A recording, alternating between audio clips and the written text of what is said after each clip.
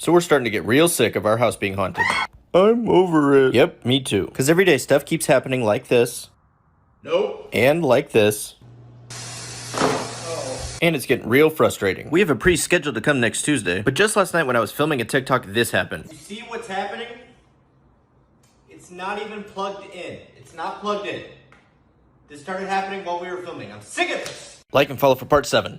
I am going to be telling you a scary childhood story. When I was 2 years old, my mom passed away. My dad wasn't in the picture, so I went to go live with my grandparents. My grandparents lived in a super old home that was built in the 1800s. I was a very imaginative child. So when I told my grandparents that I used to see people in the house, they just didn't believe me. There was one lady in particular that I would always see. She would sit at the end of my bed and watch me fall asleep. I wasn't scared of her because I thought she was an actual person. Plus, I was super little, so nothing even crossed my mind. At this point, I was like 4 or 5 years old. I remember her talking to me constantly. She even sang me the song Rockabye Baby to get me to go to bed one night. Every single day when I would get home, I could see her in my window. At that point, I thought she was just waiting for me. She just wanted to be my friend, right? But as I got older, things started to get really weird between me and her. She wasn't this nice lady anymore. Stay tuned for part 2. Scariest Things Police Have Seen, part 46. This was sent to me by a nephew of a trucker who had an encounter with a police officer. This trucker was driving on Highway 152 in California. He got pulled over by a highway patrol officer. It was odd though, because the police vehicle looked like an older 80s model unit. The officer gave him a ticket and left. Later on, the trucker went to the courthouse to fight the ticket. The judge looked at the ticket, got up and asked, "Do you think this is a joke?" The trucker said, "Why?" The judge told him that the officer's name and ID number used on the ticket belonged to an officer that had died on that freeway almost 40 years earlier. Imagine going skydiving with your friends only to find as you jump that they'd set you up to murder you. That's exactly what happened to Chad Baker in 1998 in East California. It's said that Chad was dating a girl of one of the guys he was jumping with, and he also owed one of them $50,000. So they decided to rig his parachute and also tamper with his reserve. As they jumped, Chad was having a ball. He looked over at his friends and they pointed to his chute, indicating that he was about to die. As the whole thing was being filmed, Chad is seen to say something to the guys in front of him and then just go silent. He just stared them in the eye and the free fall all the way to the ground. When police reviewed the video, they found that he was screaming, "Death jump," and then went silent. All 5 of the other guys who jumped that day all died from faulty parachutes. After police went through all the footage and did their investigation, they found that Chad didn't even jump that day. Even today, no one knows who the death jumper was. My Zoom teacher keeps telling me to tell my sister to stop running around in the background. I don't know what she's talking about. I live alone. Fuck no. The babysitter asked why I didn't mention the 2 other children. I only have one. I found a dead body in the trunk yesterday, which is strange because I remember putting 2 in there. I was having a staring contest with my doll. I won. I went to my friend's house and I needed to use the bathroom and her brother gave me a water bottle. I said thank you and told my friend her brother was nice, but she said she doesn't have a brother. Who was that boy? At least he was nice.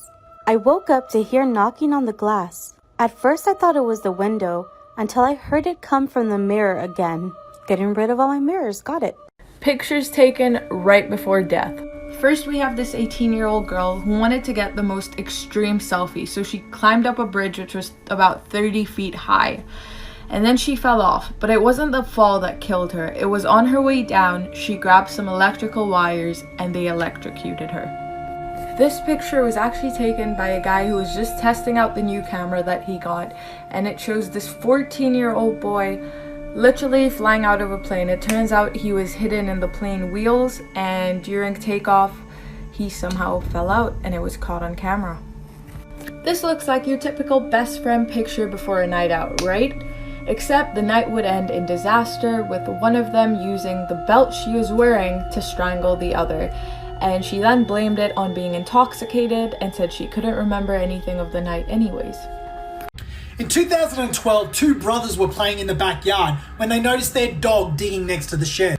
The dad was so frustrated by this, he put up a fence from the dog. The dog broke down the fence and he kept digging up. What's crazy is the dog collapsed and died in the hole. And this is where this story about the shed gets freaky. A week or so later, some friends came over with their dog too, and their dog did the same thing and died in the hole as well. Hearing the children cry, the neighbour came over and he explained to them about the prior owners of the house. He told them that the owner had killed stray dogs and buried them underneath the house. The parents were disturbed by this, so they contacted the police. When they started digging up the shed, they not only found a pet cemetery, but they also found bodies in the backyard. Police went next door to question the old man that had come over and told him all about the pet cemetery, but turns out he had died more than 10 years ago.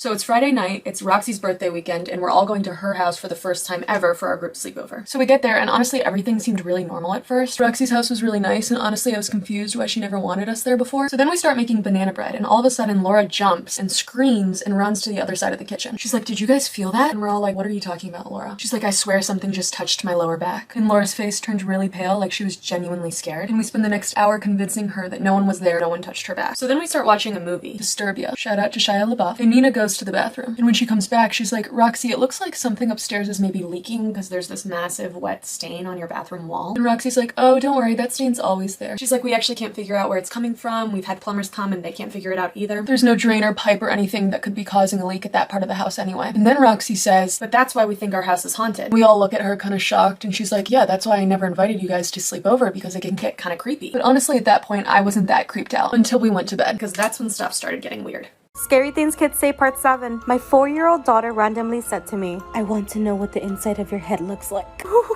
I was in a grocery store and walked by a mother with her 5-year-old.